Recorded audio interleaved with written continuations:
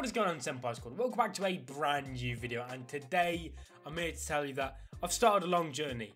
A really long journey. I've started One Piece. I started about a month ago now, and I've decided, as One Piece has this really incredible way of structuring its kind of story progression and story arcs into sagas like the East Blue Alabasta saga, I thought, you know what, after each time I finish one of the sagas, for example this video with East Blue, I'm going to sit down and I'm going to have a little discussion about it. Now, I'll probably name it in the title of a review, but it's going to be less of a review, more of just kind of like my thoughts and opinions and a discussion about it as a first-time reader / watcher of One Piece, because I've been kind of flicking in between the anime and the manga, depending on whatever mood I've felt like being in. Sometimes I'll read up to a certain point and then watch on from there, and then read on from where I just left off.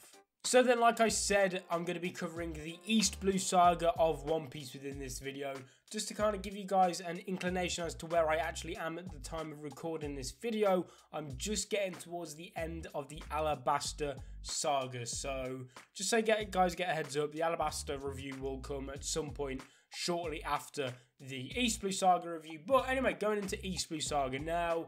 I won't lie, it was a rough and bumpy ride, full of a few highs and some lows, but I'm going to structure it through each little arc within the saga. So straight away, first, short and sweet, straight to the point, is the Romance Dawn arc. I've got some notes in front of me to kind of go through so we can talk about this, but like I said, it was short and sweet, and it gave a good taste as to what you can expect in One Piece in terms of the comedic aspects, the emotional aspects, the fun and loving characters that you get throughout One Piece. And I think that was kind of like nailed on straight away in the first chapter. The first chapter with the kind of backstory, very vague backstory that is of Luffy, which was a welcome addition. I'm glad they didn't go straight into Luffy straight away, because that would have been just like stupid.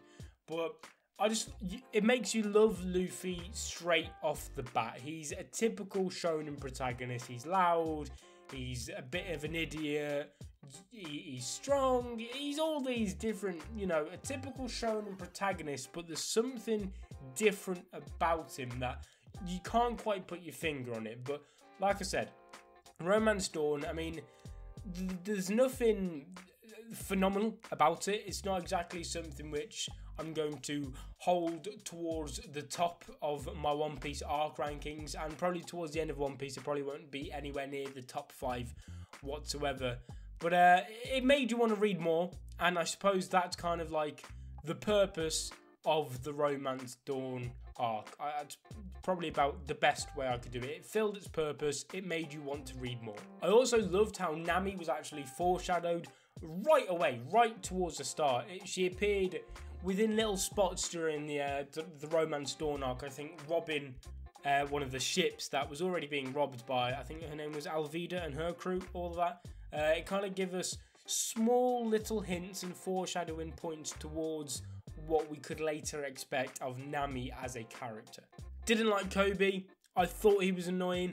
I'll be 100% honest. Part of me thought, you know, that they'd go down the obvious route and have Kobe become a member of the Straw Hats, Luffy's first member. If that happened, I would have stopped One Piece. I don't know what it is. I just found him annoying and just annoying, basically. Kobe was annoying to me. If he had become a Straw Hat, I can guarantee you one now, One Piece would have never been the same. Not at all. I would, well, at least not for me anyway. I would have dropped it. I'll be honest. Did not like Kobe. We'll see where it goes with his character, because I'm sure he'll appear later on in the story at some point. But from this arc alone, Kobe was a no thank you from me. Zoro! Zoro is a magnificent character. I absolutely love Zoro, and the way he was introduced, hyped up by the villagers, and well, mainly by Kobe, and you know, being called the Pirate Hunter and having this demonic reputation almost given to him by Kobe. When we met him all tied up, it was a shock to the system, that's for sure, seeing what he was truly like. He was actually quite a nice guy, respecting guy, a loyal guy, that is for sure. That's one thing you can't discredit Zoro about. He's one of the most loyal characters probably ever. Simple as that. But maybe his reasoning for joining Luffy, and this may just be an opinion of me, maybe it was a little bit weak, considering he was a pirate hunter. But on the flip side, you know, it did kind of highlight the respect he has and loyalty he has for people that he looks up to and respects to, i.e. in this case Luffy, for saving him and getting the sword back, and instantly those two just kind of hit it off. So I can understand why Zoro joined the Straw Hats, because he saw something a little bit different in Luffy and he respected Luffy, but at the same time this man was meant to be the pirate hunter, so we'll see. You know, maybe he's a little bit weak, maybe it wasn't, not too sure. It's not a huge factor. Like I said, Luffy's backstory was left incredibly vague, apart from the very clear emotional connection that he has with Shanks, and that, you know, it's pretty obvious that Shanks is going to play a huge role within the story, at least within Luffy's story, and will probably more than likely appear later on down the line in little bits here and there, and will slowly build up to a huge part with Shanks. I'm not too sure, that's my imagination about it all, but this first arc nailed on straight away what it is about Luffy and what it is about One Piece, and like I said, the emotional connection and the story with Shanks. Orange Island. Now, the Orange Island arc perfectly highlights one of my favourite aspects of One Piece, and that is the perfect, I'm going to go out here and say perfect blend of comedy and action. Hands down, the comedy in One Piece, I don't tend to laugh much at anime, and I very rarely laugh at manga, but genuinely One Piece is just something about it, just a nice little unique comedic vibe it's got going within One Piece that just blends in perfectly with the action, and that kind of resonates throughout the entire Straw Hat crew, you know, Luffy, Zoro, Nami, and everyone else who joins in along the story. So there's definitely that, and that was definitely highlighted within this arc, especially as I was building up Buggy to be this monstrous pirate guy, and it turned out to just be some short clown dude, you know. But that was, you know, got to give Buggy some credit. He was still a genuine threat, and he was actually our first taste of going up against someone with a devil fruit ability similar to Luffy and his Gomu Gomu fruit. We had Buggy and his whatever fruit, which allowed him to essentially kind of reconstruct his body and kind of separate parts of his body off him and control them, such as like taking his arm off and levitating it and throwing it around, all that type of stuff. Essentially, that made him immune to like slashing attacks by swords and whatnot. So, and also there was an incredible emotional part within this arc with the damn dog. The damn dog. They introduced dogs, and whenever there's something sad to do with an animal, you can't help. It's human nature. It's a human reaction to just feel goddamn sad. And the story of the dog and protecting and waiting for his owner and whatnot was just, it was a tearjerker, a goddamn tearjerker. And we finally got to see Nami join the Straw Hat pirate crew for the first time, which, you know, an iconic part of the story nonetheless. I mean, all of this East Blue saga is pretty much iconic because it laid the groundwork of what is a truly phenomenal and iconic and magical story. So, you know, from a nostalgia perspective, I imagine East Blue is probably a lot of people's favourite saga, but as someone who's coming into this, you know, reading it brand new, it's a little bit different for me, but I can respect and understand where that opinion could come from. Buggy was part of a common trend throughout the East Blue arc that, you know, it's a bad guy for the sake of being a bad guy, a villain's to say being a villain because he wants to be a villain, you know, not a huge amount of depth in the villain itself, you know, not really a reason, but, you know, it's not an awful thing. Sometimes it can, sometimes it can't be. I'll get into that later on because there is one villain in the East Blue saga which I couldn't stand. I could not stand him at all, so we'll get onto that. But, you know, I think having villains for the sake of being villains, especially pirates, kind of does work in Luffy's favour because it gives you an idea of just how different Luffy actually is to your standard old average Joe pirate. My favourite arc, excluding the obvious best choice for East Blue, was Syrup Village, or the Captain Kuroh arc. Now, it did start off incredibly weird. Like, so weird that I can't even explain how weird it was, and it didn't really have any point, at least not within this point in the story where I'm at right now. At least it doesn't feel like it had much of a point. And it was that part with the guy in the treasure chest and just stuck in it, and it's kind of like, it wasn't bad.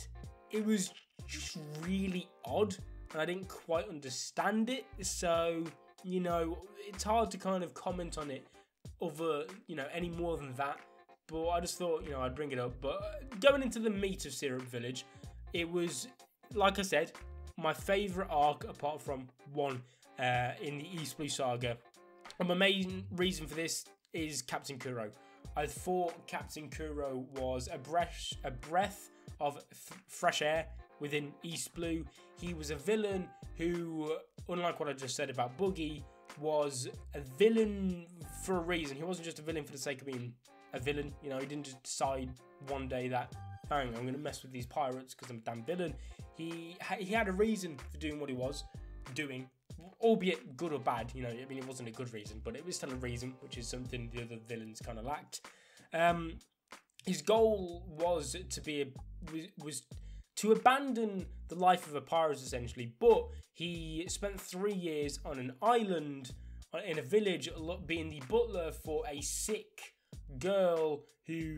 rich girl whose parents had passed away.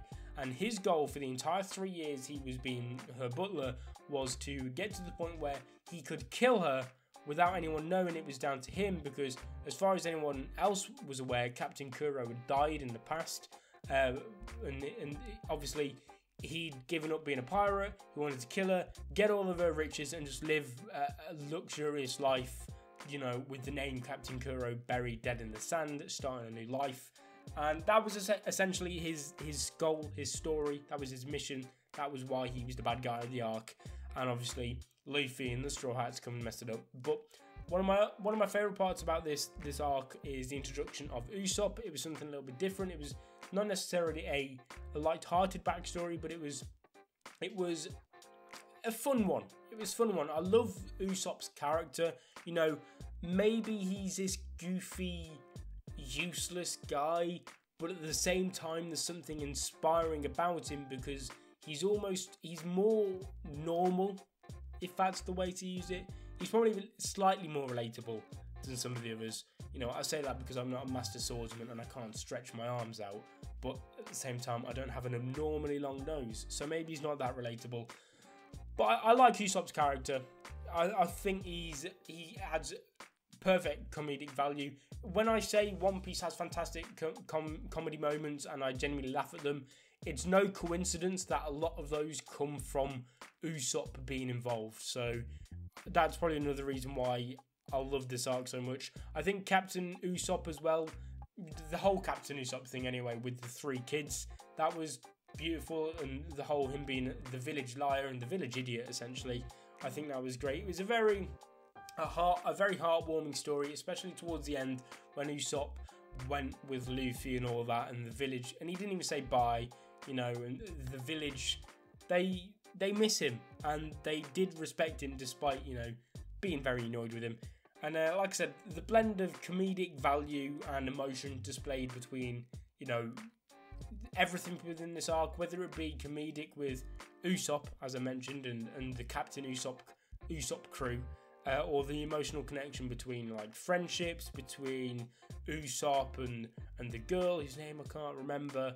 And then you also had Captain Kuroh and his crew who came for him. The crew looked up to and respected and would do anything for Captain Kuroh. But on the flip side, you had Captain Kuroh who would just kill him in a heartbeat because he didn't care. But then you had Usopp and the girl who, they had an almost, I want to say romantic connection because I shipped them, but it wasn't really a romantic connection. It was just a wholesome friendship. And Usopp just being such a kind person that he is, really. So it was kind of 2 sides of the same coin, polar opposites, parallels between Usopp and Kuroh and everything. And the way Usopp was picked up to the Straw Hat crew was fantastic. I absolutely loved it. It was something a bit different, very emotional, very well done, Syrup Village, my favourite arc within East Blue, except from the obvious choice. So, onto the Barret A arc. Now, I have quite a contrary opinion, at least so I believe when it comes to this arc, because I wasn't a fan of it. I didn't really like the Barret A arc that much. Now, I wouldn't go as far to say I hate it. What I will say is that I hate Don Krieg. Yes, this is the villain I was on about earlier on in the video when I said there was just one villain I couldn't stand, and that was Don Krieg. He was just annoying, a prick, and not one likable factor within him, which I just couldn't stand it. Now, luckily, he wasn't the main focus of the arc. It was more on Sanji and a little bit of Zoro. So, but mainly Sanji and the relationship with the chef manager of Barret, whose name I can't quite remember, Zeph, I believe it was.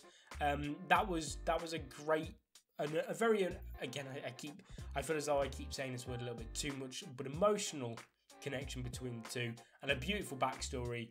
And the farewell from Sanji, honestly, saved the arc for me. It was such, I genuinely felt like crying during that bit, because it was incredibly emotional seeing Sanji, this cool, relaxed, calm dude, a cool dude essentially, stereotypical cool dude, in tears, in an emotional breakdown of saying goodbye to Zeph, someone who essentially was like, I suppose you could almost say like a father figure in a way, because he did definitely grow up a considerable amount of years alongside Zeph. So, like I said, that was beautiful.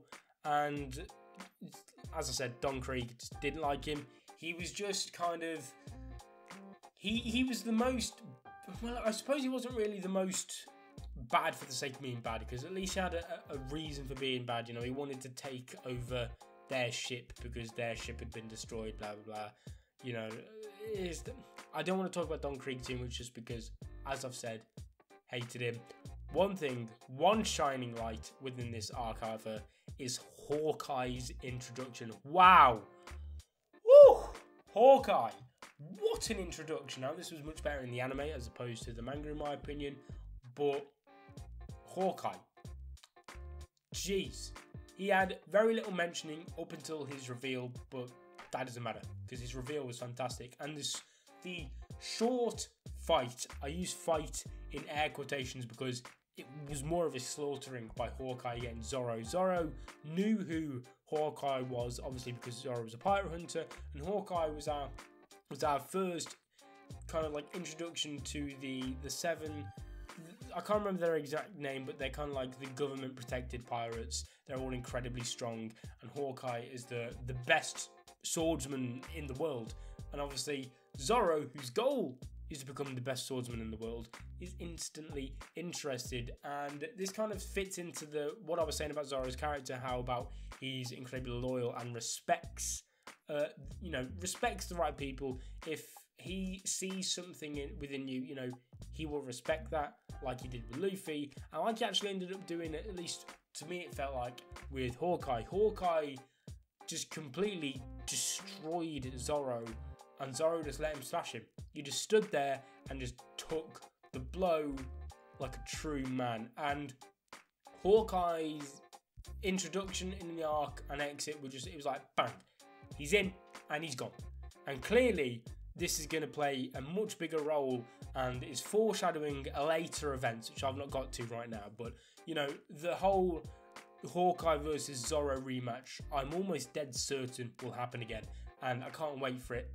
That was definitely the shining light. That and Sanji's relationship with Zeph and the emotional farewell saved the arc for me. Like I said, I did not hate the Barret A arc, but man, it was not my favourite at all, probably my least favourite. And Don Krieg can fuck off. Well then, the Arlong Park arc. Easily the best arc within the East Blue saga, and genuinely 100% saved One Piece for me.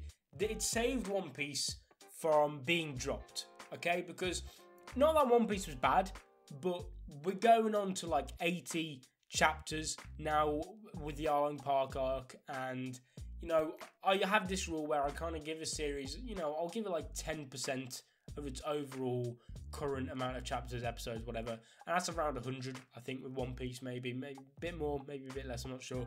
So basically, up until the end of the East Blue Saga, actually, because I think that's exactly 100 chapters, I was going to give it till then. And if Arlong Park wasn't good, that was essentially going to be me kissing One Piece goodbye, at least putting it on hold for a long time. And Arlong Park absolutely knocked it out the water, pun sort of intended. The introduction to the Fishman was incredible because it kind of gave an inhumane villain for our team to fight against, and it just essentially let them go completely loose and all out against them. It was also kind of what I think is probably like our true look at what One Piece is truly capable of, because after Arlong Park, One Piece has never been the same. It's been continuous heat from here on out. In the following saga, the Alabasta Saga, which obviously I'll do in another video, it's been absolutely fantastic. So it's safe to say that Arlong Park picked it up and it never went back down since. It was fantastic. Nami's backstory is one of the most perfect backstories I've ever seen. Okay? I genuinely loved it.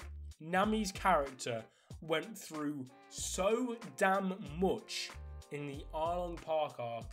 It is almost undescribable. It is perfect, beautiful writing from Oda Sensei with Nami's character during Arlong Park, because she, like I said, she was being foreshadowed straight from the start. So you know something big was coming for her, but this was huge. Like from the reveal of her betraying Luffy and the crew to being a member of the Arlong Pirates, and you think, damn, she's a bad guy. You know, what are we meant to do with her? I thought she was good. I thought we were meant to trust her.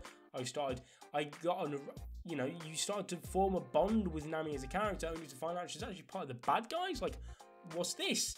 And then slowly it's revealed during the arc why Nami's actually doing this, and it's because, you know, Arlong invaded them, and the whole backstory from, you know, Bellemere to the invasion to just Nami in general was beautiful. And you go from at the start of the arc, well, going into the arc, you have a bond with Nami, and then you think, damn, what a bitch, why is she doing this? She's a traitor, she's betrayed our crew. And then you start to form the bond all over again, but like ×2, because now you feel like a dick for ever doubting her and not liking her and not knowing the real picture about Nami. So overall, Arlong Park, like I said a million times, saved One Piece for me. But not only did it save One Piece for me, it showed me what One Piece is truly made of, and really put it on the map as, you know, one of the greats, or the potential to be one of the greats. Now, obviously, I know it is one of the greats. One Piece is humongous, and before even reading One Piece, I had respect for what One Piece is, because it's done stuff which in your head you think is impossible, especially with the whole foreshadowing aspect. Now, in Arlong Park, there was a character brought up called Jinbei. Now, I know I shouldn't know who Jinbei is, but, you know, being on Twitter all the time and being an anime and manga fan for like 5-6 years, I've picked up a few things, you know, here and there about One Piece, and Jinbei was one of them. And I'm pretty sure Jinbei, he literally he was mentioned in one sentence in this arc, and yet that foreshadowed a character that then appeared, I believe, like years and years later on down the line. Absolutely just magnificent. So yeah, the respect I have for One Piece is, going into this, was already massive, but after reading the Arlong Park arc and also watching it, I understood that the respect I had for the series going into it was 100% warranted. And then the very last arc, which I'm not really going to talk about too much, is the Lockdown arc, because I don't really have a lot to say. I'm sure it plays a much bigger role later on down the story, you know, with Captain Smoker and all that. Obviously, they appear in the Alabasta arc. And then there's probably other bits which I've not reached to, which probably link back into this arc a bit. It was cool to see Alvida, I think that was the name, the girl, the big fat pirate who was with Kobe. You know, she had a devil fruit and now she's all slim, and, you know, we saw Buggy again and all this. So it was a nice arc to end the East Blue Saga on, but to me at least, it wasn't anything too special, but again, it wasn't terrible either. It just kind of, it was a smooth exit and entrance between sagas. It was kind of like the crossing roads between the two, and it did its job well. That's all I can really say about it. We'll see how it goes later on down the line, see if it'll play a larger role. But East Blue, like I said, it wasn't terrible, but it definitely was getting to the point of me being like, I don't know, maybe it's just not for me. And then Arlong Park happened, and I thought, yes, yes, yes, this is me. I want this. Why was I considering dropping it? And then I've gone on to the Alabaster Saga, which, like I said, I'll review at another point. And it's just continuous heat from Arlong onwards. And One Piece greatness. Thank you so much for watching the video. It is a very different type of review. A very, very damn long review. I didn't realise how long I'd be talking about this for. It's been like half an hour at least. Maybe I'm going to try and cut it up so it's not that damn long. But guys, thank you so much for watching the video. Leave a like on it if you enjoyed. Subscribe if you're not ready to become a member of the Senpai Squad. I can't tell you how nervous I was to talk about One Piece, because the One Piece fandom is gigantic. I've got respect for them. I love you guys. Please don't hate me too much if I missed something or didn't understand something or talked down on one of your favourite arcs or characters. I do apologise. Subscribe if you're not. I've said all that. You know what? Leave your thoughts and opinions in the comment section down below, and I'll see you guys in another video. But until then, peace.